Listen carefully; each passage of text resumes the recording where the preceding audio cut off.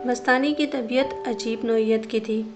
وہ گفتگو کا آغاز بلا سوچے سمجھے کر دیا کرتی تھی، خواہ موضوع کچھ ہی کیوں نہ ہو، وہ بلا تکان بولے چلی جاتی تھی۔ اس کی بات نہایت ہی جامعہ اور مدلل ہوا کرتی تھی۔ مادیت سے لے کر روحانیت تک اس کے پاس علم کا بیش بہا خزانہ تھا، لیکن اس کا طریقہ درس کچھ عجیب سا تھا۔ وہ اپنی بات کا آغاز کہیں سے بھی کر دیتی اور پھر مختلف پہلوؤں کو بیان کرتی ہوئی مجھے کوئی نہ کوئی ایسی بات ضرور بتا دیتی جو میرے لیے فائدہ مند ہوتی تھی۔ حق اللہ اور اللہ ہو سے لے کر اب تک میرے ساتھ یہی ہوتا رہا تھا۔ مستانی جب بھی بات کرتی تھی بے مصرف نہیں کرتی تھی، اور اس وقت تو اس نے موضوع ہی ایسا شروع کر رکھا تھا جس کے بارے میں مجھے شروع ہی سے جستجو تھی، لیکن اب اس نے موضوع کا تمام نچوڑ نکالنے کے بعد فیصلہ مجھ پر چھوڑ دیا تھا، اور یہ نہایت ہی مشکل کام تھا۔ میرے سامنے اس نے روح کی دونوں حقیقتیں بیان کر دی تھیں۔ اب مجھے ان دونوں میں سے کسی ایک کا انتخاب کرنا تھا۔ میں خاموش تھا، مستانی بھی خاموش تھی، اسے میرے فیصلے کا انتظار تھا۔ اس طرح تقریباً 10-15 منٹ گزر گئے۔ چائے اور پیو گے؟ اس نے مجھے سوچ میں گم دیکھا تو پوچھا۔ اس طرح شاید تمہیں فیصلہ کرنے میں آسانی ہو، اس نے کہا، اور میرا جواب پانے سے پہلے ہی کھانا پکانے والے کونے چلی گئی۔ میں نے بیٹھے بیٹھے گردن گھما کر دیکھا۔ میرا خیال تھا کہ مستانی دیر سے بیٹھی میرے ساتھ باتیں کر رہی تھی، لہٰذا وہ چولہا جلائے گی، لیکن چولہا جل رہا تھا اور اس پر رکھی ہوئی کیتلی کا پانی ابل رہا تھا۔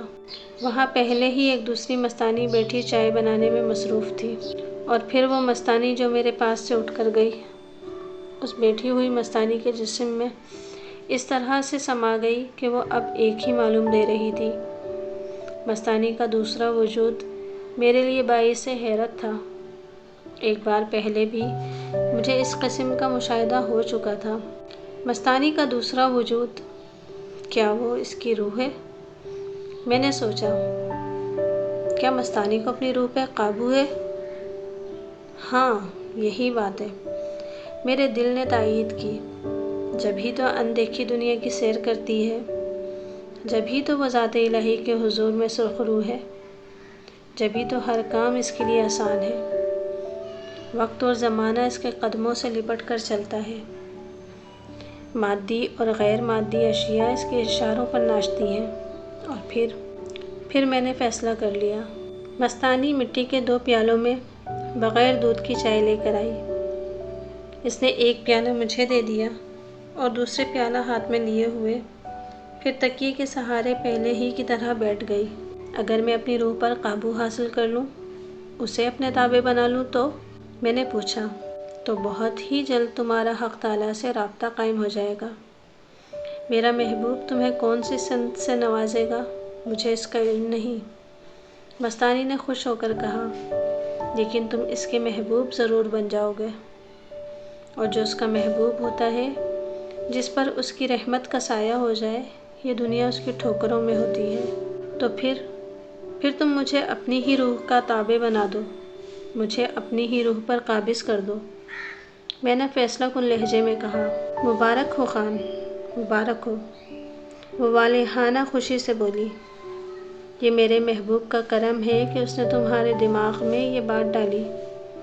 تم نے جیتے جی ایسی دنیا کا انتخاب کیا ہے جس کے سامنے اس جیسی ہزاروں دنیائیں ہیچ ہیں۔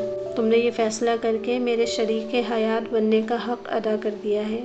شریک حیات؟ میں نے اس کے آخری جملے پر چونک کر کہا، خان۔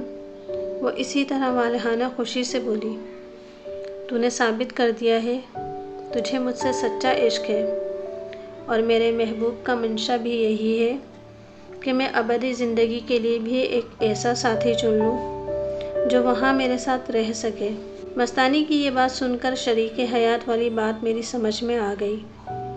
مستانی کے کہنے کے مطابق اس نے مجھے ابدی حیات کے لیے چن لیا تھا۔ مستانی کے اس فیصلے سے مجھے خوشی ہوئی۔ اللہ کی مستانی، ذات الہی کی دیوانی میری ہو جائے گی۔ خدا کی طرف سے عطا کی گئی اس نعمت پر میں جتنا بھی چاہتا ناز کرتا، لیکن نہیں، میرا نفس میرے قابو میں تھا۔ میں نے اس نعمت کی طرف کوئی خاص توجہ نہیں دی، بس خوشی کی ایک لہر سی آئی اور گزر گئی۔ لیکن خان، مستانی ایک گہری سانس لے کر بولی، یہ نفس بڑا ہی فتنہ پرور ہے۔ نفس کی کیا بات ہے؟ میں نے اس کی بات کاٹ کر جواب دیا، میں نے نفس کو مار دیا ہے۔ نفس مرتا نہیں ہے خان، وہ سپاٹ لہجے میں بولی، یہ تو انسان کو مارتا ہے۔ کیا مطلب؟ میں نے پوچھا۔ بات یہ ہے کہ انسان جب تک زندہ رہتا ہے یہ اس کا ساتھ نہیں چھوڑتا، اس نے جواب دیا، اور ابھی ہم دونوں میں سے کسی کا یہ وقت نہیں آیا کہ ابلیس کی اس اما جگہ سے چھٹکارا حاصل کر لے۔ لیکن میں تو موت سے پہلے ہی اس سے چھٹکارا حاصل کر چکا ہوں، میں نے بڑے ہی اعتماد سے کہا۔ تم یہ کیسے کہہ سکتے ہو؟ اس نے سوالی انداز میں کہا، پھر خود ہی بولی، انسان عرفان و آگاہی کی کسی بھی منزل پر پہنچ جائے، یہ اسے صراط مستقیم سے بھٹکانے کی کوشش میں لگا رہتا ہے، اور پھر جو لوگ ذات الہی کا قرب چاہتے ہیں ان کا تو یہ خاص کر دشمن ہو جاتا ہے۔ تم کیا کہنا چاہتی ہو؟ میں نے وضاحت چاہی۔ میں تمہیں صرف یہ بتانا چاہتی ہوں کہ کہیں تم اس شیطان کے بہکاوے میں نہ آ جاؤ، کیونکہ تم نے حق تعالیٰ تک پہنچنے کے لیے جو راہ منتخب کی ہے اس پر تو یہ ظالم تمہیں قدم قدم پر بہکائے گا۔ تمہیں مجھ پر بھروسہ کرنا چاہیے، میں نے اسے تسلی دی۔ مجھے تم پر بھروسہ ہے، مستانی نے مسکرا کر جواب دیا، لیکن اس ظالم کی کارستانیوں سے بھی خوب واقف ہوں۔ اس بدبخت کی بدولت کئی زاہد راندہ درگاہ ہو چکے ہیں۔ تم بے فکر رہو، اب یہ میرے قابو میں ہے، میں نے کہا۔ مجھے فکر اس بات کی ہے کہ تم مرد ہو، مستانی بولی، اور یہ بدبخت مرد کو بہت ہی جلد بے قابو کر دیتا ہے۔ پھر وہ قدرے فکر مندی سے بولی، اور جس مرد کے پاس ماورائی طاقت ہوتی ہے اسے تو یہ ٹکنے ہی نہیں دیتا۔ لیکن جب میں اس بے لگام گھوڑے کو قابو میں رکھوں گا تو پھر؟ میں نے جیسے پوچھا۔ ہاں، اگر تم نے روح پر قابو پانے کے بعد بھی نفس کو بے قابو نہیں ہونے دیا تو پھر بآسانی قرب الہی حاصل کر لو گے۔ لیکن یاد رکھو، وہ انگلی اٹھا کر بولی، اگر تم اس دوران تم سے ذرا سی بھی لغزش ہو گئی تو پھر تم زندگی بھر پچھتاتے رہو گے۔ مجھے خود پر بھروسہ ہے، میں نے پرعزم انداز میں کہا، لیکن پھر بھی اگر مجھ سے کوئی لغزش ہو گئی تو تم ہو نا میرے ساتھ؟ ہاں، جب تک میں ساتھ ہوں شاید یہ تم پر قابو نہ پا سکے، وہ خلا میں دیکھتے ہوئے بولی، لیکن میں بھی کب تک ساتھ ہوں؟ میری منزل قریب ہے اور تم منزل سے دور ہو۔ پھر وہ مجھے سمجھاتے ہوئے بولی، خان، روح کو تابع کرنے کے بعد تم روحانیت کا ایک مرحلہ طے کر لو گے، تم کسی حد تک ماورائی طاقتوں کے مالک ہو جاؤ گے، پھر تمہیں سخت آزمائشوں سے گزرنا ہوگا، اور اگر تم نے ثابت قدمی سے یہ مرحلہ بھی طے کر لیا تو پھر تم پردہ حجاب کے قریب پہنچ جاؤ گے، تمہارے اور ذات الہی کے درمیان صرف یہی ایک چیز رہ جائے گی۔ اللہ مجھے ثابت قدم رہنے کی توفیق عطا فرمائے۔ بے ساختہ میرے منہ سے دعائیہ کلمہ نکلا۔ آمین، مستانی نے جواب میں کہا، پھر تکیے سے اٹھتے ہوئے بولی، میں بھی چاہتی ہوں کہ تم جلد از جلد منزل تک پہنچ جاؤ۔ پھر پلنگ سے اٹھتے ہوئے بولی، وقت گزرتا جا رہا ہے، نماز پڑھ لو۔ یہ سن کر میں بھی ساتھ ہی اٹھ گیا۔ مستانی نے مجھے ایک آسن بتایا، اس خاص آسن کے طریقے سے میں حق اللہ کی ضرب کے ساتھ سانس کی مشق کرنے لگا۔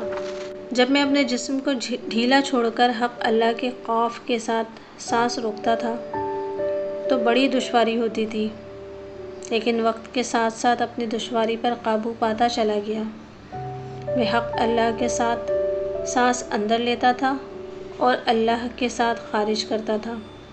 اس طریقے سے میں حق اللہ کے قاف کے ساتھ سانس کھینچ کر جتنی دیر چاہتا اپنے جسم میں روکے رکھتا، اور اسی طرح اللہ کی ہے کے ساتھ جتنی دیر چاہتا باہر رکھتا۔ اس طریقے سے مجھے اپنی سانس پر اختیار حاصل ہوتا چلا گیا، اور پھر ایک وقت ایسا بھی آیا کہ میں نے اپنی حقیقت کو پا لیا۔ یہ گوشت پوست کا جسم اب میرے لیے محض ایک لباس کی حیثیت رکھتا تھا۔ میں جب بھی چاہتا خود کو اس لباس سے آزاد کر لیتا اور پھر ایک دوسری ہی دنیا میں پہنچ جاتا۔ وہ دنیا کیا تھی، کیسی تھی، میرا قلم بیان نہیں کر سکتا۔ اس دنیا میں پہنچنے کے بعد میرا دل واپس آنے کو نہیں چاہتا تھا، لیکن مجبوراً واپس آنا پڑتا تھا، کیونکہ ابھی میں نے موت کا ذائقہ نہیں چکھا تھا، اور اس دنیا میں موت کا ذائقہ چکھے بغیر رہا نہیں جا سکتا تھا۔ اب یہ دنیا میرے لیے مٹی کا ڈھیر تھی۔ مجھے موت کی تمنا تو تھی، لیکن وہ مجھ سے بہت دور تھی۔